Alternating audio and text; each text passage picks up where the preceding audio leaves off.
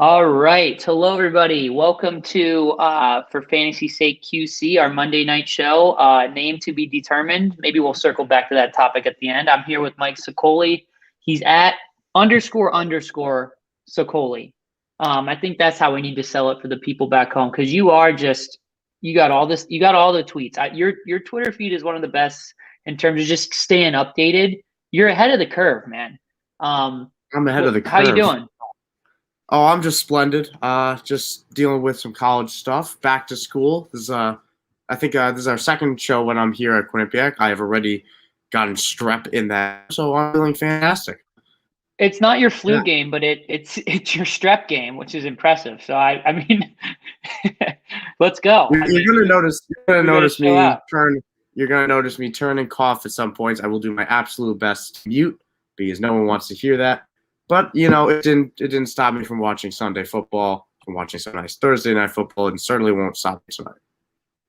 All right, let's get it. But yeah, so yeah, school's starting for me, but I mean, it's really great. I kind of gotten into a bit of a routine here. Just to recap, not to like victory lap or anything, but week one, just to give you a little bit of a peek behind the curtain, is I'm kind of testing like the machine learning stuff that I'm doing. And with DFS, it's a really good way to like money in, money out is a good measure of like, is this going to help me win? Like, because this is the type of thing like the pros are doing similar stuff to this. So yeah, I made a nice little model with that include ownership percentage and 31% return on my investment. So I mean, you get that type of return on investment in in the stock market, you're doing really well. So I was happy with it, and it's good news that the type of stuff that we're going to talk about is like the context, right? Like maybe not the box score doesn't match up with what actually happened in the game. So let's jump right in. Context Matters is actually a follow. It's at Dwayne McFarland on Twitter. This is a high stakes DFS player, best ball guy. His Twitter handle name is Context Matters, and he does a really good job of like tweeting out some interesting usage notes that maybe don't line up with the box score. So right off the bat, he's talking about Jonathan Taylor's played 55% of the snaps in week one. Now that's a little bit low for a bell cow running back. Christian McCaffrey gets 80 to 90% is kind of like a way to anchor that. But he accounted for 64% of the rush attempts. That's elite usage. Okay, that means you're dominating the backfield, right? So he's the 60% back. That's a threshold that we want our fantasy running backs to hit. He was targeted on 41% of his routes. That's a big deal.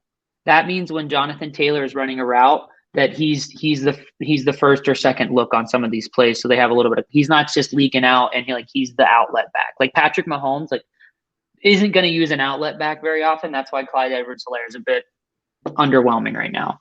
And then 40% of his routes, 40% of his routes per pass attempt. That's another stat that's going to tell us that that he is involved in the offense on the passing. So this is a surprise that really matters. And good news for Nyheim Hines as well. They didn't utilize a third back like they did like a Jordan Wilkins or they brought in some dusty guys. But from Jonathan Taylor, what you saw on the field, is he looking like maybe late first, even sometimes late second at one point in the offseason? Do you think we're going to be taking him earlier next year? We'll be taking him in the first round next year without a doubt. The biggest storyline from this game was how Carson Wentz utilized his running backs, how Frank Reich schemed his running backs, where we were guaranteeing that Nyheim Hines was going to catch the ball. He's too talented not to. They gave him a nice little lucrative deal prior to week one. Good for him. He's earned that. But Nyheim Hines caught 6 balls. Jonathan Taylor caught 6 balls, and it's not going to be that way every week. But the fact that Carson Wentz is looking the running backs away, which he didn't do all the time in Philadelphia to success, that's something that matters. And this was Jonathan Taylor put a solid like 18 fantasy points on a very mediocre rushing week. That's not going to happen often for Jonathan Taylor. That's just not. That's an outlier type of rushing output. So Jonathan Taylor just he established what it's not his floor. I don't want to say that, but it's somewhat close to it. Where if the efficiency isn't going to be on the ground, he can catch some balls and make up for That's that. what I'm saying. He is not a Nick Chubb in the sense where like Nick Chubb came out of the gates hot. Of course, he got there this week. But if Nick Chubb doesn't find the end zone, it's his floor is kind of like in the 10 range. Like this is real floor. His floor is like in the 10-point range. Whereas now Jonathan Taylor probably settles in at like the 12 to 13-point range, right? Which seems like doesn't matter, but like that kind of matters. Like Jonathan Taylor's getting 17 points on like a meh rushing game, which is like his bread and butter. So really one way that you want to look at the Colts, here's how I view them, is their backfield has gotten narrower, which is great for fantasy football, but their receiving corps, it's a carousel right now. Like no one's getting a whole lot of snaps. So invest in that backfield. Nyheim Hines is great for my zero RB truthers out there. We're going to move on to the next one though. This is kind of like a little bit of a double-edged sword here. This tweet from JJ Zacharyson at Late Round QB. If you're not following him, you're not doing this right. He's one of the ones who uses data in a really thoughtful way. But only Joe Mixon had 29 rush attempts, had more rush attempts today than Mark Ingram, 26. That's a lot of carries. Mind-blowing. Absolutely mind-blowing. Ingram, though, still ranks 14th in running back rush share on the week, right? Positive game script allowed for the run-heavy approach. So let's unpack this tweet, because this is a skill that I think people need to understand is like there's a lot of information here. So first of all, Joe Mixon, 29 carries. Oh, my goodness. 29 carries, didn't come off the field. He's the bell cow. Had a couple like plays where he didn't really show up. He kind of looked bad sometimes. But as far as like if they're just going to keep feeding him that way, he's a smash pick where you got him in drafts this year. What did you see out of Joe Mixon? I mean, Joe Mixon's talent has never been the real issue, and it's always been the usage and staying on the field. So whether he can hold up to a 29 carry workload, I still, we'll wait and see. He's not at the point where I'm going to predict injury upon him. No. But A lot of these Bengals players, real quick, AJ Green, Joe Mixon, their injuries extended beyond just because I don't think they wanted to come back and play for current Bengals team. Yeah, because they were always out of contention. And we've kind of slapped the injury prone tag on Joe Mixon when he was kind of basically like a soft holdout. Like I'm not going to put my body on the line for this team that's tanking. When I have a legitimate reason to extend my rehab, that type of thing. He missed 4 games from 2017 to 2019, which is pretty good for a running back. And this was someone I'll totally own up to it. I wasn't really in on Joe Mixon this year. I viewed him as kind of a scary proposition with what I think the Bengals offensive line could be. That's the why offensive line is still going to be a problem. There was a couple times he got like stuffed on a 4th and 1 and he looked bad. Well, you're going to look bad when you can't even get to the line of scrimmage. You know what I mean? Yeah. So and Mixon will get him. Mixon is good enough to be above that 4 yards per carry mark, so he'll get over that. But he's going to need this volume to succeed when the offensive line is poor, and maybe he doesn't get that rushing touchdown every week. Yeah, you're happy if you drafted.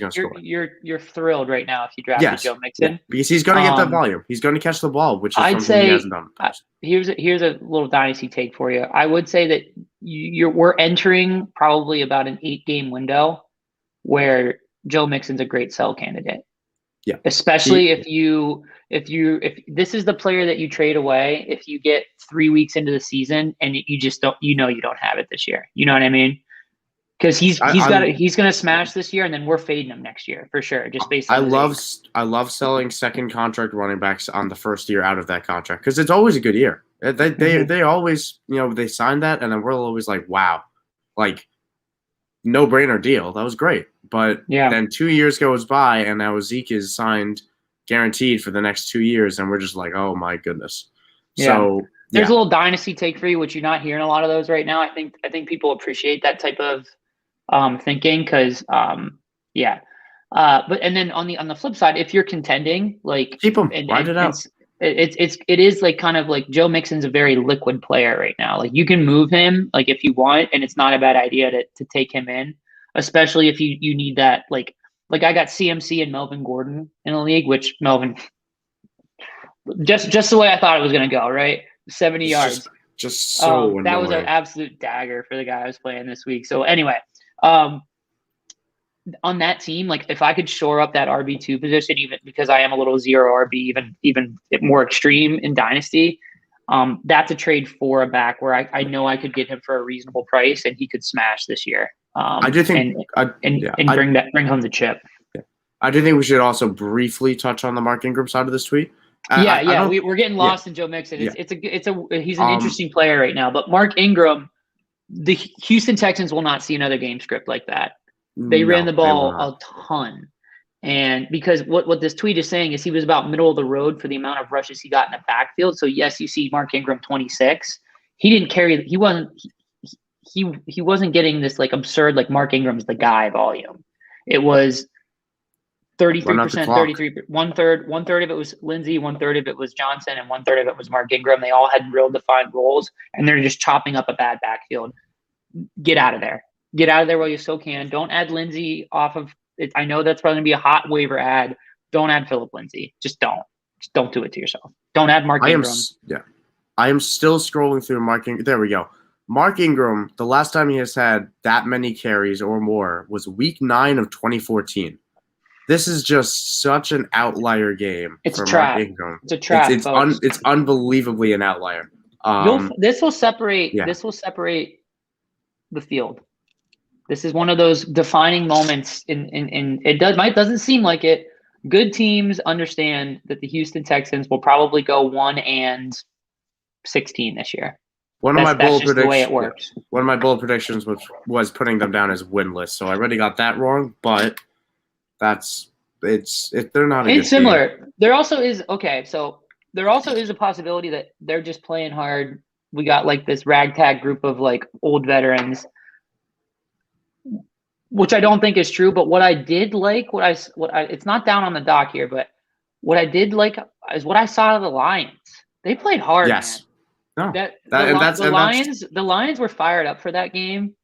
The Niners came in and like were not there. It looked like it seems like they had some. I think the storyline there that's not really you're not getting it from the media right now is that I think some of these guys like really had a bad couple of weeks of practice, and some of the real young guys like Ayuk and Sermon, maybe I don't know if they have curfew or whatever, but missed a meeting or a curfew, like they were out or whatever. Like I think some team rules were broken, and we don't need to panic on those guys. But anyway.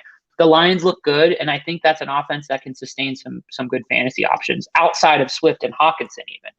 The one thing we were going to count on from the Lions is I think they were going to try. I think that's what that's all Dan Campbell's going to instill is a work ethic on that team. I don't think it's going to equate to many wins. And the bigger storyline for me out of that game, you can point at the Lions' work ethic. I will point at the fact that Shanahan is trying to choke another game. And it's bothering the heck out of me as someone who chose them in survival. Yeah. I chose them in survivor pool. I've said this before on this podcast. I said last year I chose the Jaguars I chose the Colts to beat the Jaguars. The Jaguars beat them in week 1 and then lost every game the rest of the way. And I did it with the 49ers this year, and I was convinced that Detroit was going to win this game and then lose the rest of the season. So Shanahan, between Trey Sermon and that this week, he's on bad terms right now with this podcast, but that's fine. I mean, we do stand the Shanahan coaching tree in general. Coaching tree, yeah. Not Shanahan anymore. I guess the root of that, the stump. I guess the body of that. Kyle Shanahan himself. He's playing some games right now, and I do think it's week 1. He sometimes will like galaxy brain himself in some situations.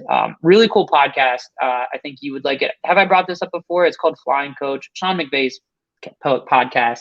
I love that. My outlook on Shanahan has changed a lot since listening to that. Like, so first of all, it's a really cool podcast because they're just like chopping it up. It's just they're old friends, right? Because like Shanahan hired McVay, but the way they were talking about players was interesting. It's like these coaches, they just have these like go-to plays where they just spam them. And you saw that this week with Shanahan found the tip pass, like jet sweep passes to Deebo Samuel. He just spammed it like he was playing Madden, you know? It was like nice that's my outlook on Kyle Shanahan, which is really cool. So Deebo went nuts, but yeah, we're seeing like one thing you want to look at, like even as a spreadsheet guy, like I'm looking at how teams come out and like the general, like, because that's a big factor in this is like you can confidently predict that maybe this player is more of a floor play this week because the team is like what you're hearing out of the team's camp is that they had a bad week of practices. That happens. Like a lot of our listeners are probably athletes. Like we just think these guys are machines and they perform at a higher level more often than we do. That's why they're in the NFL. But it's still like that culture and coaching matters so much in that regard. So just target good teams and let's keep going. Yeah, let's segue. We could segue into this next week again by JJ Zachariason at late round QB. I'm not, Nick said it before, but if you're not following JJ Zachariason, you're doing fantasy football wrong. But we could segue that, that Deebo Samuel right into this tweet. So Tyreek Hill, Deebo Samuel, Chris Godwin, Deontay Johnson. What do they all have in common this week, Nick? They had a target share north of 30%. 30%. Yeah. So the context of that matters, right? Like, anything over 25% is like really good. 25% is like your DeAndre Hopkins, like these are target funnels where it doesn't matter. Like these are guys who are finding they're getting open. Your Stephon Diggs is getting open and getting a target 25% of the time the team passes. That means that teams are bracket coveraging, they're double, triple teaming them, and they're still getting open. So when we see something north of 30, like you expect to see Tyreek Hill here, right? You expect to see, but you don't expect some of these other guys. And this is like a huge signal of like, these are buys. Deebo Samuel is a buy, like even if you have to buy him at a little higher of a price now, because he showed that in his current environment with his coach he is getting the ball a lot. Like he's going to be the game plan, right? And as we get better at fantasy football, as the game evolves, fantasy football is like, there's literally going to be people that can predict the types of coverages that a player is going to see. And you're going to know a Deebo Samuel game's coming. We don't really know that yet because we don't understand real football enough. Chris Godwin, again, he's kind of in a crowded wide receiver room, but these guys can still, like, at a game to game level, can win you weeks. Sure, Chris Godwin's going to get you a 5-point week sometime. He's going to have the Mike Evans game, right? But you should be building your lineup in the sense where, like, when he goes down, like, you have a Tyreek Hill also there, right? Who's going off for 40 a lot more often than most players. But so again, these are your 30% plus. They'll get you there. These are great fantasy football assets. And I think Deontay Johnson is interesting because I think that he's demanding a 30% target share every week. And he's with two really other good receivers. Deontay Johnson's good, man. He's good enough that Ben keeps going to him. And I know it's the drops aren't his fault. That's a Big Ben issue because Big Ben is throwing. He's so scared of getting hit. He's throwing the ball to Deontay Johnson too early. At the end of the day, every receiver is going to drop passes. We can't. Deontay, that's all that matters. All that matters between a wide receiver and a quarterback is the trust. And Big Ben has shown repeatedly over the years, if he trusts you, he's going to get you the ball. And we could say, oh, Antonio Brown was just so talented, he demanded it. But that extended to Juju in his sophomore year. That extended to Heath Miller for a large number of years. Extended many tight ends in Pittsburgh. So if Big Ben loves his Deontay Johnson, he's going to find him the ball. Deontay Johnson's also a pretty good scheme fit for this Matt Canada offense, which is using pre-snap motions all the time. That's another thing you're not going to see on the box score. That Steelers offense looks so much different. Might not have produced a ton of points, might not have been flashy, but it looked certainly different than it did last year. Yeah, I'm going to sandwich this take right in the middle of this podcast because I know the haters are going to be coming after me after what I wrote about Najee Harris. They're coming because, to be fair, the box score is not great. But rookies, we have to let these rookies be rookies for a few games. Rookies are great because they peak during the fantasy playoffs. Talk to me in week 12, and then we'll revisit the Najee. In week 12, I'll let you know. I'll have changed my mind by then, and I'll let you know when I know. You'll know. Because when I know it's done. You'll know. With Najee Harris, the context matters. That's the segment. 100% of snaps. Now you could take that and you could look, wow, he gave me 5 fantasy points on 100% snaps. That's not good enough. No, it's not. But Najee Harris is not going to be that inefficient on that often. He's just not. He's getting the opportunity, and that's what we want to see. He's going to get the ball. Mhm. He's going to get the ball a lot. He looked I'm not even sure what happened on some of those receptions, on some of those targets. He looked confused on some of those, but those will come with time. That's just timing. That's just reps. Yeah. So it's going to happen for Najee. He's going to be on the field. And when you get that much opportunity in a decent offense as a talented player, I don't think we're calling Najee's talent into question. So I'm not sure why anyone with talent and opportunity should be doubted for fantasy. Yeah. Yeah. I mean, again, I think if there's a hit that I think his it's a 1-game sample. We got to remember that. Yes. It might have been a defensive thing, but he did not get as many targets as I thought he might. But it was just a weird defensive game. I don't think there's a whole lot of takeaways from that one. The Bills have great coverage. Yeah. The Bills have great coverage linebackers. That is also fair to point out. Tremaine Edmonds and Matt Milano are really good. Just bad matchup. That's the thing. When things don't go well, we just say bad matchup. When things go well, we knew it all along. Moving on. Look out for that 30%. That's freakishly high volume. Some waiver wire guys that we want to keep an eye on. And I'm going to talk about the San Francisco situation as a whole, lay it out very simply for you in the context of who's the guy. What you need to do with the 49ers situation is twofold. Buy Ayuk everywhere, because this guy was being talked about as one of the best wide receiver prospects they've had in a long time. And this is an organization that takes pride in their wide receiver talents. This is Jerry Rice's team, right? So Ayuk is still good. This is kind of following in line with that Jamar Chase thing. Like, is he not working hard right now and his coach is pissed off at him and benched him? Yes. Did he forget how to play football? No. Buy Ayuk. He's gonna get his chance. He's gonna get back in there because they're more dynamic with him on the field. Similar with Sermon. They invested the draft capital with them. You don't buy a Ferrari just to let it sit in the lot, right? So they're gonna see what they need from him, and if he's on the waiver wire, if someone panic dropped him, pick him up. I don't think he's available much at all. The two guys that are Elijah Mitchell and J. Mikhail Hasty. The guy you want, even though they split pretty evenly, is Mitchell. He is the guy they drafted this year. Again, they're going to want to see. It was a late pick, a day 3 pick, which those typically don't really break out on at a high rate. But he does, according to the analytics side of things, he's got the size, speed, score, those types of things to be a back that gets a lot of volume. And we're always keeping our eye on these guys. And Kyle Shanahan has shown over and over again that he, like, draft capital matters. So that's why we're saying you got pick up Sermon if he's out there. But he will use whatever he has at his disposal. And Mitchell's there. And what's really interesting about this, something, because I thought about putting it out as I thought about picking up Mitchell before this game, but Mitchell, and it was telling that he was active, but Mitchell missed a lot of time in the preseason with injury. Like, if I remember right, it was pretty much all of July, most of August, and out here he comes, active week 1, taking the rock 19 times. So that's interesting to me, and I'm sure it can flip next week. But we do have to. We'll touch on it here. Why not?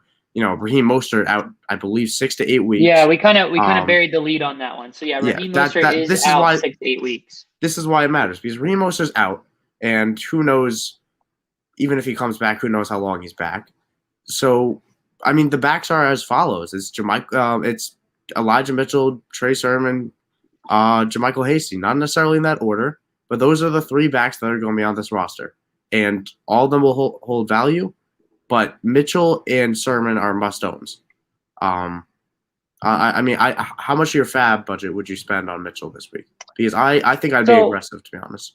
Yeah, I mean, this is interesting, right? Because I picked up Tyson Williams. He got dropped pre Gus Edward news, so he was available post Gus Edward news on the waiver situation. And it was fab budget.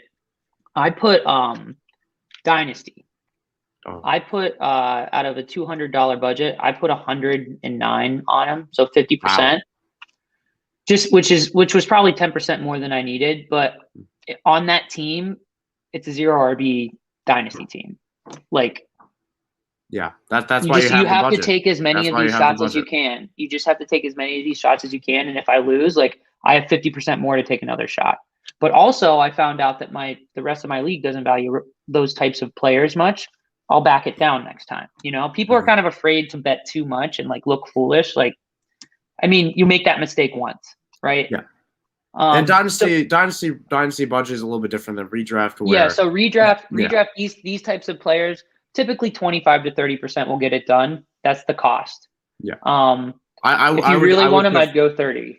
I'd put 20. I would bump it. I would pay the 30% for Elijah Mitchell this week, Yeah. which I hope that none of my league mates tune into this because I will promptly do that. Yeah, 30%. Yeah, that's the one wrinkle. This is like we invite our friends to watch this and then they use it Well, against that's us. why But I actually put 31. yeah, so okay, Elijah Mitchell and Jermichael Hasty. Hasty is still valuable. Like, don't like I'll it's spend a just couple bucks. whoever. I'll take the shot. Yeah. Yeah, and Shanahan has said like 10-15% of your fab budget. Like, don't go too crazy.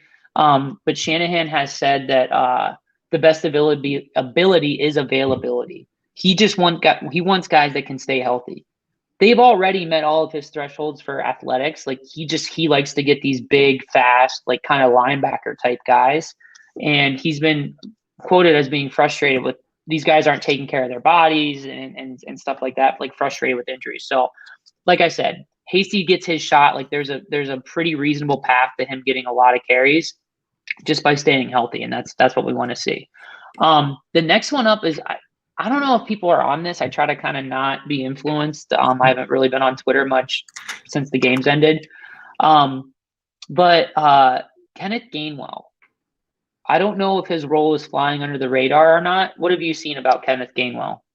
I will tell you, as someone who is very prevalent on Twitter, under the radar, definitely under the radar. People are not talking about him much, and I'm not really sure what happened to Boston Scott in that game. Exactly. People are But afraid. They're afraid to admit that we kind of chased a little bit of beat writer reporting, which it can be good, but it can bite you. And this is a case. We thought we knew for certain the 1B, the satellite back, the guy who had the usable role, get you 10 points or so in a pinch, but upside to take on a bigger role. We thought that guy was Boston Scott, because he's kind of spiked for us a couple times in a really predictable spot. But Kenneth Gainwell was that guy, and it surprised a lot of people. So he got 9 carries, 3 targets, 2 receptions for 6 yards. Like that's 1B volume. That's 12 touches. Or sorry, I love 11 that. I touches. love it. Gainwell was someone I liked coming out, and it was sad to see him slip to day 3. It confused me that he slipped to day 3. It was probably just that was because the of thing his, with him. Yeah, that was just because of his size, I guess. But it's not someone I'm actively going after because I'm not sure how valuable this role will be. I know the running backs caught a decent amount of balls this week in Philadelphia. Normally, with a rushing quarterback, that's not the case. It could be an outlier, but rushing quarterbacks don't traditionally throw that often to the running back.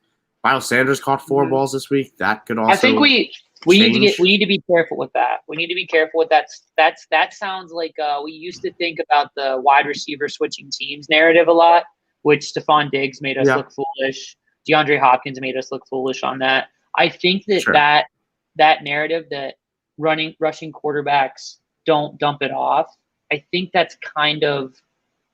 It might be more scheme than it is. Yeah, it might be more scheme than it is. Yeah. Nick Sirianni is coming from the Colts, who just gave Nyheim Hines 80 targets. With Phillip Rivers, but yes. Like, there are plays where Jalen Hurts can be the rushing quarterback, like one read, run. That's a part of their offense. But there's also going to be these are easy yards in a Sirianni offense. In the media, he seemed like he was one of these guys. Right, these actually were the Colts. Like when he was with the Colts, this was their thing. He called a good game.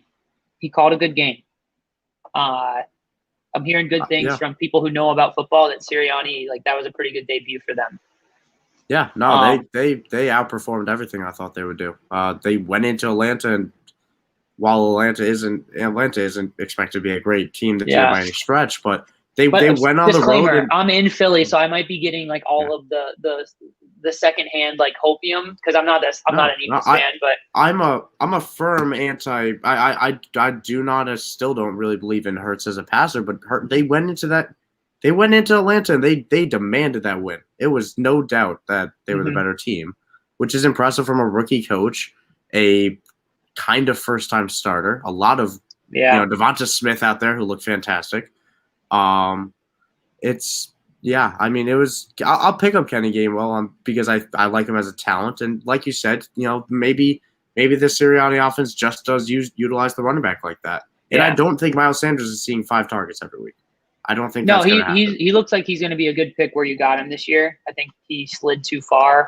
We got a little bit of big brain with our running back dead zone talk. Like Swift smash made the haters look bad. Miles Sanders Ah, smashed made the haters look bad. But those are backs that they don't it's week typically. one, Atlanta. Yeah, I'm not sending out my I'm just apologies saying. for my I'm just Miles saying. Sanders take If right we now. think that team's good, they'll do similar things to average or even above average defenses. Jalen Hurts we might be wrong about that whole situation. Um, but anyway, what we want to do is we want to have this is another good thing to think of is at this time is like you said, week one, strong opinions loosely held, right? Because you don't want to react to nothing. We just got a lot of Yep. information, right? You want to make strong takes on things, right? But small miss, big hit. Okay. These a couple little just little tricks or tips for you guys to keep in mind. Like when you're on Football the context. waiver wire, Kenneth Gainwell he should be really cheap for you. You're going to be able to get him for 10-15% of your budget probably, right? If you miss on that, right? If he's not good and that was an Atlanta thing, fine. You just drop him. You just keep churning through until you hit on one, right? So that's Kenneth Gainwell. Some other guys will just go rapid fire. James White, Naheem Hines, and Melvin Gordon are actually like some guys that in shallow leagues, if they didn't get drafted or dropped, like they're pretty good satellite backs. Melvin Gordon got the pass down work and split carries with Javonte Williams. Had that 70-yard touchdown that really kind of boosts everything for him. So buyer beware. Um, I will. Jamal I will. Williams. I will Jamal Williams is the quickly. wide receiver 3 on Detroit. Yeah. I will quickly jump in and say, yeah, I agree with the James White, I agree with the Naeem Hines. I don't think Melvin Gordon is long for that role. Javonte Williams No, but got the touches early in that game, and Melvin screams sell it to me. Because someone's yeah, going to look I at mean, Javonte's stat line and say, oh, 3 yards per carry, a catch for -4 yards. Yuck. But I maybe not sell yet, but I think his value shores up within 3 weeks, 4 weeks. yeah, Melvin Gordon. I wanted to say like if he's out there, he should be rostered, right? Oh, So if you're 100%. in like Yeah. if you're like in a 10-team league, like that's a back where like you should be rostering him until he gets injured or Devontae Until Williams like Javonte takes takes over over. fully. Yep. Everybody assumes that's what's going to happen, but you could get a full season of it, and we're just a little bit disappointed in Javonte's rookie year, which Javonte can still go really high next year and be really valuable. But yeah, Yep. let's wrap this up so we don't delay That's any of super your long. recovery for strep. But a couple of things that I'm just going to go rapid fire here. New Orleans, it's fool's gold, right? Literally stay away. Juwan Johnson, who I love because he switched to tight end simply because he likes to eat. Callaway, Deontay, it was one of the weirdest games we've ever seen in terms of touchdown luck. 150 passing yards, 5 touchdowns. These guys combined for 6 targets and they had 5 touchdowns. Stay away. Don't spend a lot of fab on them. They're all going to go for way more. I want to tell all the haters that Marquez Callaway was the easiest fade in DFS this week. Please do not at me. If Callaway gets dropped, pick him right back up. This was a Jairi Alexander week. Don't. Okay, so you're a believer in Callaway. I agree. Like long term, Callaway's probably going to be I'm taking fine. I'm taking my chance on one of these guys, and I'll put my chips on Callaway. Okay, we'll see. We're going to be here a James while looked then good. because James looked good. I want to put some chips on. my thing is I guess I would like more information, because I don't Oh, think sure. we don't know who the wide receiver one here is, and there might not be one. If there's no And one that's yeah. demanding 25% plus target share, it's just stay away because I think And it might be that's a little bit inconsistent. because the value is murky. That's why there's value. That's true. If someone demanded 25-30% targets right now, you'd be the number 1, number 2 pickup on the week. I just think or you're going to have to rostered and pay. untradeable. I think you're going to have to pay more than these guys are worth. Deontay Harris, you'll be able to get for what? I don't know, 5-10% of your fab. So Callaway, he's going to go for like 35%. No, if he's still no, out there. If he hasn't been picked up already. Callaway's rostered and he could be dropped. That's why I put it out there. Is if someone feels that you're right. Everyone drafted him. Everyone loved him after the preseason. But if someone drops him, pick him up. You could play him against Carolina. I don't even care. You could do that. Yeah, he's definitely not just on your waiver wire. So Juwan Johnson, I guess, is don't. Yeah. I guess I'm talking myself into this because I love Juwan Johnson. Don't go crazy. Yeah, he's a fun player though. I just got a feeling about him, man. Like he just could be one of those. He just could be one of those like fun stories of like. He gets up, man. He got up. Just a big goofy guy because he is, and like all he'll get like 3 targets a game, and just all he does is score touchdowns. Hey, he's huge. He is huge, and he's athletic. All right, let's keep moving. That was good stuff. It was good to talk through that because I was not seeing that situation very clearly. But the weird game script for the Saints just in general, it was again one of those weird games. It was the weirdest game I've watched in a while. We can't gather a whole lot from that. So Tony Jones was the number 2, but it wasn't a role that the role that we wanted. I don't know. I guess it's a lukewarm Latavius role. It was a lukewarm. That's a good way to put it. It wasn't quite Latavius's role. I think he gets used more in a competitive game. Yeah. KJ Hamler, stand up Central PA. Love KJ. This is another one of those defining things where I'm not sure who people think the ad is. I would assume everybody's on KJ, right? I think it depends. I think there's going to be a fair bit of people say Tim Patrick should be one of the biggest pickups. I'm going to pick up KJ Hamler because I'm all about KJ Hamler. I think KJ Hamler is fantastic and natural replacement. But I'm fine working with either. I don't think I'll pick up KJ if I had to put my chips on it. So here's an interesting thing. You need to look at like KJ is not just all of a sudden going to run Jerry Jeudy's route tree. You know, no, he can't. KJ Hamler had a role while Jeudy was on the field. It's just KJ Hamler might see more targets funnel his way within his existing role. This isn't going to change his usage at all. But all I'm saying is that there's just one less target hog on the field, which we saw Jeudy pour one out. Hopefully 4 to 6 weeks, he comes back and just smashes. My Lord, we were in for one with him. And it's sad to see a guy like that go down. I can't even get into it. I was so upset. But I thought it was going to be worse than it was, so I'm still fine with 4 to 6.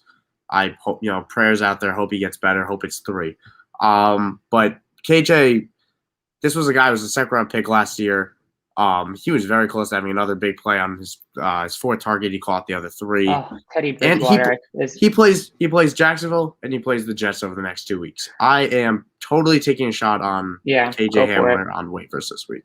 Yeah, I think, and I don't know if people are on him. I don't know. Maybe I'm just. He has some nice highlights. His route running highlights are. You're going to see people. Go viral. So what do you think? If you want him, go 25%. I think he's worth it. I don't even think you'll have to pay that much. I think you'll be. That offense is going to move the ball. If you're in a really savvy league, you might have to touch the 20-25%. Yeah. If you are not, then it's 10. Honestly. I just think of these guys as like, do I think that they're going to be in my starting lineup? I think a lot of people are going to say Tim Patrick because of how well he played last year. Well, he's the one he's going to slot in and basically like the plays involving Jerry Jeudy. Now, Tim Patrick has entered that depth chart spot. And Tim Patrick scored, and I think that's why Tim Patrick's going to be the pickup over KJ. I'm gonna not avoid paying up for that, and I'll take a slightly. Yeah, the idea is that like Jerry Jeudy was earning targets in that role. I don't know that Tim Patrick, because Teddy Bridgewater is a quarterback that's not going to throw you open, and he's not going to throw the ball to you if there's anyone within a yard of you.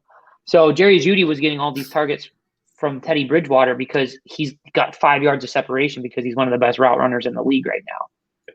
And that might be early to say that, but he is in the school of Stephon Diggs and Antonio Brown. They work out together. Let's keep moving. Let's save your voice. Van Jefferson, question mark. I tossed that in there. I know I don't think he was an analytical dream if coming out because he was a little bit older. No. Yeah, that's the knock on him. He was old. He's like 20. I think he's 25 already. But I liked Van Jefferson coming out. I love that he immediately started off this year with a touchdown. It's not a pickup for me, most likely, unless I'm in a deep enough league. Right. But it is a firm eye on for me. I am eyeing this targets. He did 3 targets. They didn't really need to. Cooper Kupp. Oh my God, we should. Cooper Kupp and Matt Stafford have a relationship, and I'm sure we're gonna have someone's gonna have a show on this later in the week, and that's gonna touch on it. I will make sure Deej does that, but I will keep an eye on Van Jefferson as what they brought in Djax to play a role. I think Van Jefferson might be playing that role already. Yeah. The downfield role. Cooper Kupp won't stretch the field. Robert Woods won't stretch the field. Van Jefferson could, and Matt Stafford can throw it deep. It's worth an eye on in the Rams offense. I mean, that offense is just. I mean, when are you going to start Van Jefferson? Who are you starting Van Jefferson over?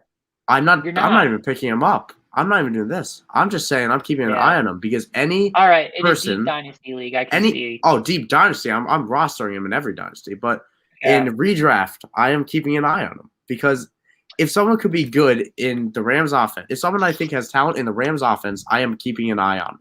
That's my baseline. Sean McVay, spent a second-round pick on him. Tutu Atwell, I don't think is literally anything. I have a fly that keeps on flying on my screen. And that fly is telling me to move on because you're not feeling this Van Jefferson point. But that's fine. Well, I mean, I just think I'll talk to you next week when he drops another 60-yarder. Oh my gosh. Okay. Oh man. We got to come up with a name for this. We should just call this the Van Jefferson Fan Club. That'll be the name of this podcast. But we'll have a name for you next week. We're gonna stop there. If you have any questions about waiver wire stuff, shoot me a DM at run_the_Sims. For Mike you can always Sicoli, do the same over here. Yep. Yeah. For Mike Sicoli, that's at Michael__Sicoli. For Fantasy Sake QC, the one and only source for fantasy football knowledge in the Quad Cities. You can find them at FFSQC on Twitter.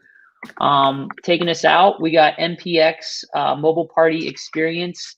If you have like a tailgate or something that you're doing, they'll set you up with like a whole like audio visual thing. I'm going to a tailgate in Happy Valley this weekend for Penn State Auburn, so I'll spread the good news of MPX. Maybe they can expand to the East Coast. We'll talk off screen about that game. I'm excited about Penn State this year, but yeah, let's get out of here. Let's save your voice. Thanks for joining us, and have a good one. Thank you. See you, everyone.